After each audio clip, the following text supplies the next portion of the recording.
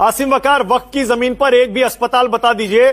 अजय आलोक कह रहे हैं मैं बहस में हार मान लूंगा, छोड़ दूंगा। दोस्तों, आपके सामने हाजिर हूँ एक नई वीडियो के साथ, जिसमें आसिम वकार ने मानव गुप्ता और बीजेपी प्रवक्ता अजय आलोक की अच्छी तरीके से धुलाई की। और आप इस वीडियो को पूरा देखें और कमेंट बॉक्स में जरूर बताएं ये वीडियो आपको कैसे लगे। चलो शुरू करते हैं वीडियो। आसिम वकार, वक्त की जमीन पर एक भी अस्पताल बता दीजिए। अजय आलोक कह रहे हैं मैं बहस में हार मान लूंगा, छोड़ दूंगा। बोलिए। देखिए, 15 मिनट आपने बुलवाया, इनसे 14 मिनट और नॉन स्टॉप बजाय ऐसा लग रहा था कि डिबेट नहीं हो रही है। हम लोग दर्शक हैं और ये एक बहुत बड़े, एक देश के बहुत आला उनका लीडर है और ये भाषण दे रहे हैं। कवाली बेइज्जती। मैं शुरुआत करता हूं इनकी उस बात से जिसमें ने कहा कि ओवैसी साहब के ऊपर इन्होंने कहा कि एमआईएम के लीडर ओवैसी के पास 3000 एकड़ जमीन, 6 माल चल रहे हैं वक्त पर, 3000 करोड़, 3000 असल औलाद हैं। सुनिए, अगर आप असल औलाद हैं तो आपने कहा 6 माल चल रहे हैं, आप 3 के नाम बताइए कौन से मॉल हैं। और अगर आप नाम नहीं बता पाए यहां तो आप समझ लीजिएगा आप असल औलाद नहीं है। ऐसे मत बोलिए, क्यों ऐसी बात करते हैं? असल औलाद अपने आप पर रखिए, समझे ना। मुझे असल औलाद बताने की जरूरत नहीं है। जबान पे कंट्रोल रखिए। आरोप लगाया राजनीति। आप किसके औलाद हैं? मुगल के औलाद हैं। जली ना, तेरी भी जली ना। सर, जो मुझे बोलना था मैंने बोल दिया और जहां तक आवाज पहुंचना थी पहुंच गई और जिसके मिर्चें लगना थी लग गई। अब आगे सुनिएगा आप यहाँ लग गई। मुगलों के औलाद की मिर्ची लग गई है। नगाड़े बजा बजा के बता रहे हैं। मुगलों के औलाद से मुझे मिर्ची नहीं लगती है। नगाड़े बजा बजा के, अरे सुनो मेरे भाई, तुमने बोला हमने सुना, अब हम भाई कहां से हो गए भाई? आप मुगल की औलाद हैं, मैं हिंदू हूं। मोदी कोई जी, भाई नहीं। चुप कर बे कुत्ते। मोदी जी और अमित शाह कह रहे हैं, मोदी जी और अमित शाह कह रहे हैं कि वक्फ की जमीनें सुरक्षित हाथों में चली जाएंगी, सुरक्षित रहेंगी, कोई खतरा नहीं है, बिकेगी नहीं। सरकार की खुद की अपनी जमीनें तो सुरक्षित नहीं है। अयोध्या में सेना की जमीन अडानी को बेच दी। नवी मुंबई और अटल सेतु के बीच में 5286 एकड़ जमीन 42 लाख रुपए प्रति एकड़ के हिसाब से 2200 करोड़ रुपए की अंबानी को बेच दी। जो 42 लाख रुपए एकड़ की जमीन बेची है अंबानी को, उसकी रियल कीमत ओरिजिनल मार्केट में 25 करोड़ रुपए प्रति एकड़ है। ये इतने शरीफ और ईमानदार और अच्छे और बेवकूफ लोग नहीं हैं कि ये 10 रुपए का नोट 5 रुपए में बेच डालेंगे।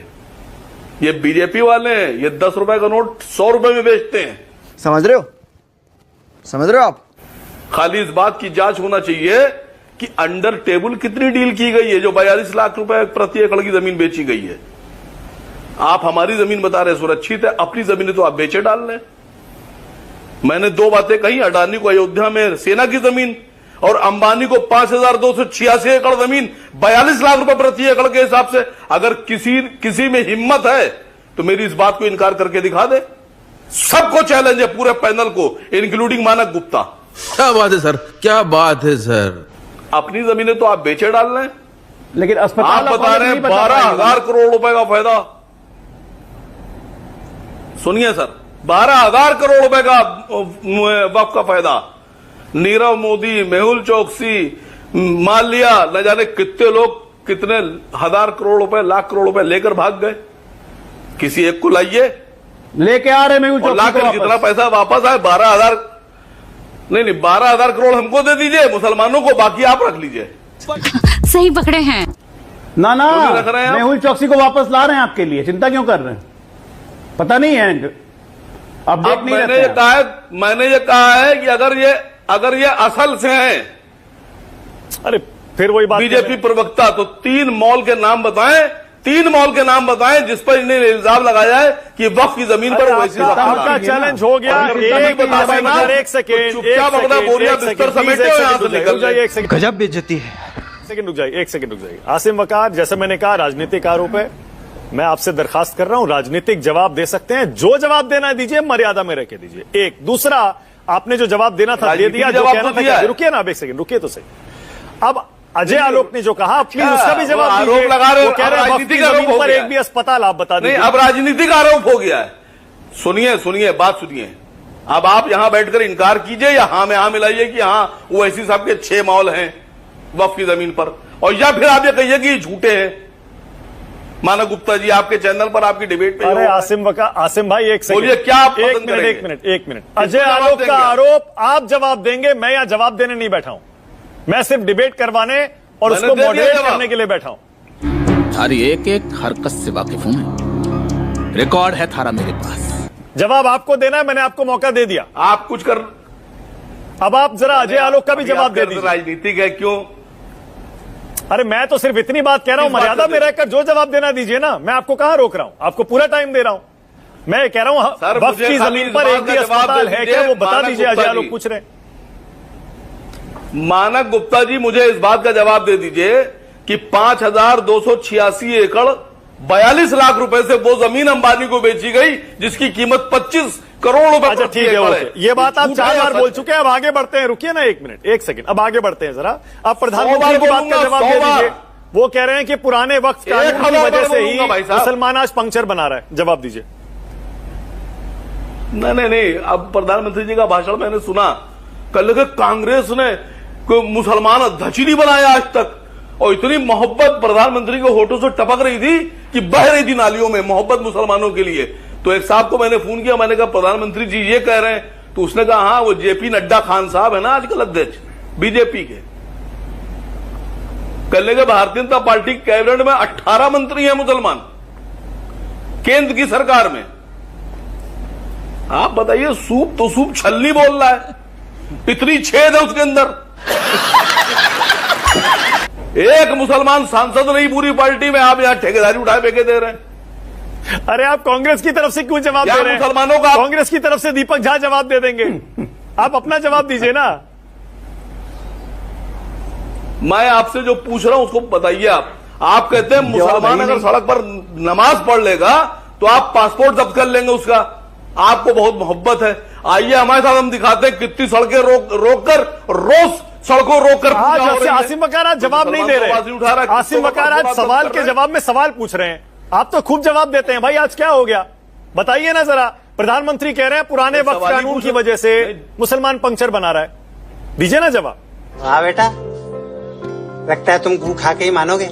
नहीं, ये तो मैंने आपसे कहा ना कि जब मुसलमान यहां नहीं थे, जब मुसलमान भारत में आए नहीं थे, उससे पहले से दलितों के पीछे झाड़ू बनवाते थे और आगे हांडी बनवाते थे, कुएं पे पानी नहीं भरने देते थे, मंदिर में जाने नहीं देते थे, दूर से सूरज की परछाई अगर पड़कर किसी ब्राह्मण में पड़ती थी तो सड़क हो जाती थी। तो उनके लिए क्या कहेंगे आप? ठीक है, जवाब है ओके। अब एक सवाल और आसिम वकार, बोलिए। एक सवाल और, ओके, अब एक सवाल और। अब फिर ये भी बता दीजिए, बंगाल में दंगे कौन करवा रहा है? बीजेपी करवा रही है, ममता दीदी करवा रही है?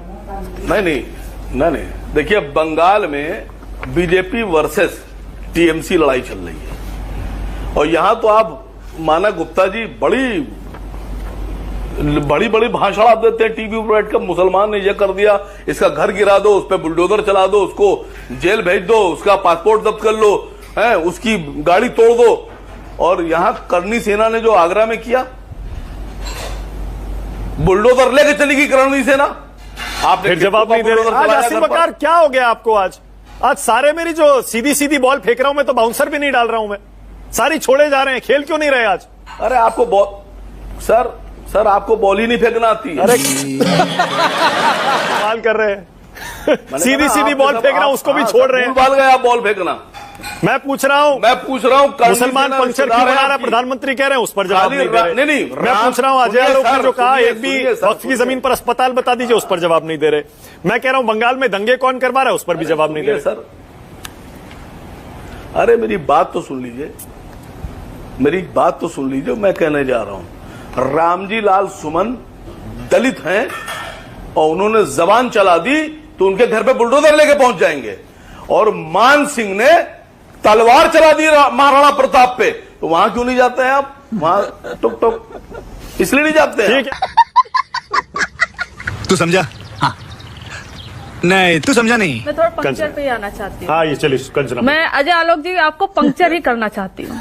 कारण यह है कि इस देश के मुसलमान सिर्फ पंक्चर लगाते हैं। आप आंकड़े कहाँ से लेकर आए भाई? वो तमाम तरह के बिजनेस में है। अगर इस देश के मुसलमान पंक्चर लगाते हैं और उनको एजुकेशन में जाना है, आंकड़े कहते हैं कि सबसे कम अगर एकेडमिया में हायर एजुकेशन में कोई कम्युनिटी है तो मुसलमान ही है। ये आंकड़े ही कहते हैं, सर्वे डेटा कहता है। और इसीलिए तो सच्चर कमेटी के रिकमेंडेशन के आधार पर मौलाना आजाद नेशनल फेलोशिप आया था सर जी। किसने खत्म किया?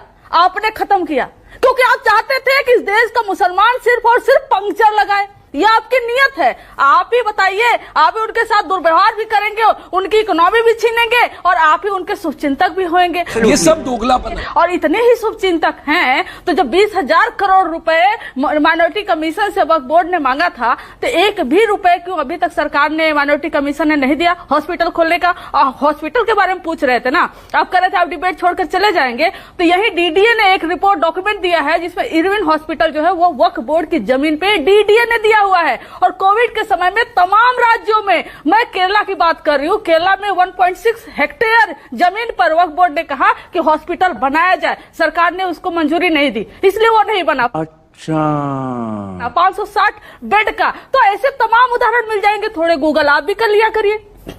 सिर्फ मॉल गूगल मत क्या करिए। मॉल घूमने जाते हैं तो आपको सिर्फ मॉल ही दिखाई देता है, और भी चीजें गूगल करिए, थोड़ी सी जानकारी अपनी बढ़ाइए। और दंगे तो आपकी यूएसपी है सर। कर्नाटक में दंगे करवाएंगे, उसकी लपट बिहार तक आनी चाहिए क्योंकि बिहार में चुनाव है। अभी देखते रहिए मानक जी, चुनाव आने तक भारतीय जनता पार्टी इस देश के तमाम राज्यों में दंगे करवाएगी और ये मैं पूरे दावे के साथ कहती हूँ, और उसकी लपट बिहार तक पहुंचाएगी क्योंकि बिहार में चुनाव आने वाला है। इनकी एक ही सिंगल यूएसपी है, काम धाम तो करते नहीं है, बातें बड़ी बड़ी करते हैं। ये हिंदू मुसलमान कर देना है, दंगे करा देना है, और हम सब बैठकर नेशनल टेलीविजन पे हिंदू और मुसलमान करते रहेंगे। और गरीब मुसलमानों की इतने हितैषी है सर, तो उसमें हिंदू क्यों ऐड किए? गरीब मुसलमान को मैंडेटरी कर देते ना।